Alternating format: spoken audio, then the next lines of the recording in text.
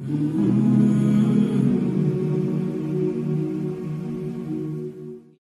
اللہ صلی اللہ علیہ وسلم نے کہا کہ علم حاصل کرنا چاہے چین جاؤ، چاہے چین میں ملے۔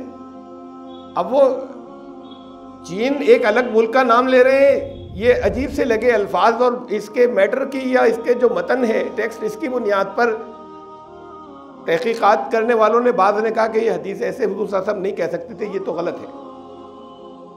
بڑی گہرائی تھی ان الفاظ کے اندر۔ جس وقت قرآن نازل ہو رہا تھا، قرآن کو کی حفاظت کا علم چین میں نازل ہو رہا تھا۔ پیپر کا انوینشن، کاغذ، اس کی ایجاد، آوشکار جو ہے وہ چین میں ہوا، اور اس سے پہلے جن چیزوں پہ لکھا جاتا تھا قرآن شریف اور رسول اللہ صلی اللہ علیہ وسلم نے لکھوایا تھا، وہ سرکشت رہ نہیں سکتی تھی۔ جن پتھروں کو دبا دبا کے، کچل کے، یا ہڈیوں یا چھالوں کو کر کے جن جی پہ قرآن شریف لکھوا کے رکھا تھا، وہ زیادہ عرصے رک نہیں سکتا تھا، خراب ہو جاتا۔ چین میں یعنی قرآن کو محفوظ رکھنے کا علم، کاغذ کی ایجاد جو ہے وہ ایک انقلاب آ گیا۔ اس کی حفاظت کا بہت بڑا تعلق ہے قرآن کی حفاظت کا اس ایجاد سے، کاغذ سے۔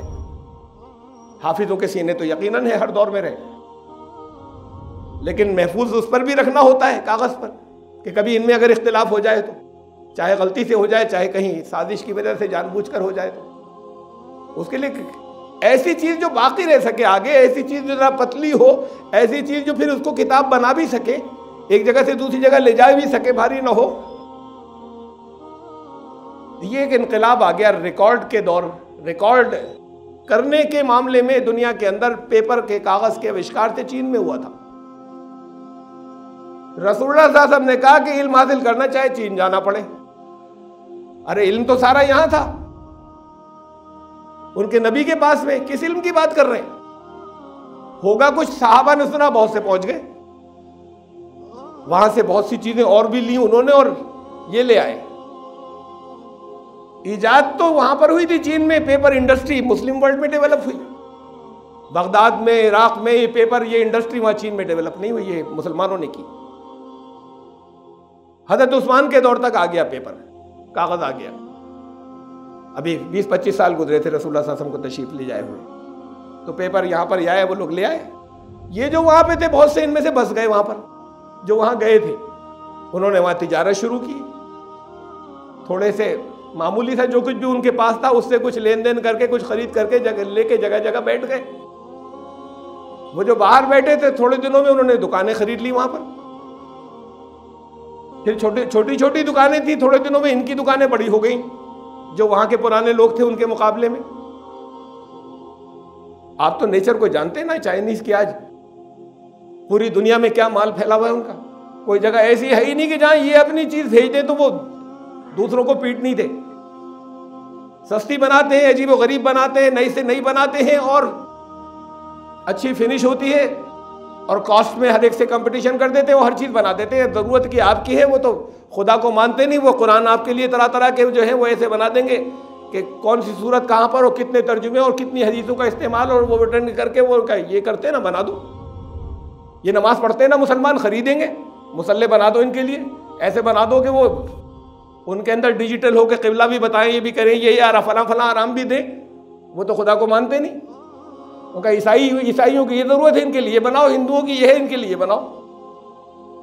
تو وہ بزنس کے معاملے میں تو بہت آگے، مزاج کے اعتبار سے مسلمانوں سے پٹ گئے۔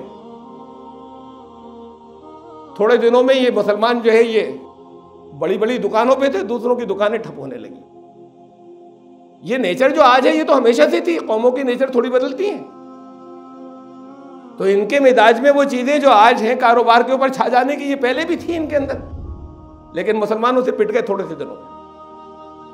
اور پھر اس کے بعد یہ جب ہوا کہ وہ پٹ گئے اور یہ اوپر آ گئے، تو انہوں نے پھر وہاں جو اس وقت علاقوں کے پروونشل شاہ ہوا کرتے تھے، جیسے یہاں راجے مہاراجے تھے، ان کے پاس ان کا ڈیلیگیشن گیا، ان کا یہ باہر کے لوگ آئے، ہماری اکانومی پہ قبضہ کر لیا، ہم لوگ بیکار ہو رہے ہیں اور یہ پیسے کما رہے ہیں۔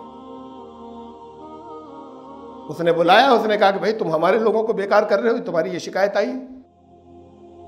ان کے نمائندے نے کہا کہ شاہ راجہ، ہم لوگ یہ سچ ہے کہ خالی ہاتھ آئے تھے، ہمارے پاس بہت تھوڑا سا کچھ تھا، ہم نے خریدا، ہم لے کر بیٹھے تھے سڑکوں پر، لیکن ہمیں ہمارے پاس اللہ نے ایک نبی بھیجا تھا، اس نے ہمیں سکھایا تھا کہ جھوٹ مت بولنا، ایمانداری سے کاروبار کرنا، اگر کوئی چیز تمہاری خراب ہو تو اس کی خرابی پہلے سے بتا دینا کہ اس کے اندر خرابی ہے، اسے چھپانا مت۔ اگر کسی کو قرض دیا اور وہ ادا کر سکنے کے قابل ہے تو اس کے اوپر تقاضے مت کرنا، اگر برداشت کر سکو تو چھوڑ دینا، معاف کر دینا۔ کوئی ضرورت مند ہو تو اس کی اپنے پاس سے مدد کر دینا بجائے اس سے کمانے کے۔ یہ ہمارے پاس ایک رسول آیا تھا، اس نے ہمیں بتایا تھا۔ تو ہم نے جو کچھ بھی یہاں پر کیا وہ سب اسی کے مطابق کیا جو انہوں نے ہمیں سکھایا تھا۔ لوگوں نے سودا ہم سے لینا شروع کر دیا، پرانی بڑی دکانوں کو چھوڑنا شروع کر دیا۔ یہاں کی آپ بستی اور آبادی سے پوچھ لیجئے کہ ہم انہیں ٹھگتے ہیں، ہم انہیں نقصان دیتے ہیں یا ان کو ہم سے نفع پہنچتا ہے۔ تو ہمارا اس میں کوئی قصور نہیں، ہم نے لوگوں کے ساتھ یہ کیا جو ہمیں سکھایا گیا تھا، لوگوں نے ہم سے محبت کیا، لوگوں نے ہمیں آگے بڑھا دیا۔ یہ تو پبلک نے کیا، یہ دکاندار، یہ لوگ بھی ایسے ہی کریں تو شاید ان کا بھی ٹھیک ہو جائے۔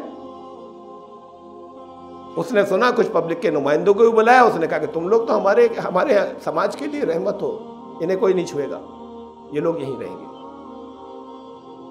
تو وہ قوم جس کا اب آپ کو مجھے کوئی نالج نہیں دینی، جس کا تجربہ ہے آپ کو کہ یہ بزنس میں کیسے دوسروں کو ہٹا دیتی ہے، آگے دنیا کے ہر ملک میں بیٹھے وہاں پر ہیں اور ہر جگہ دوسروں کو ہٹا دیتے ہیں، ان کو مسلمان پہنچے تھوڑے سے انہوں نے ہٹا دیا۔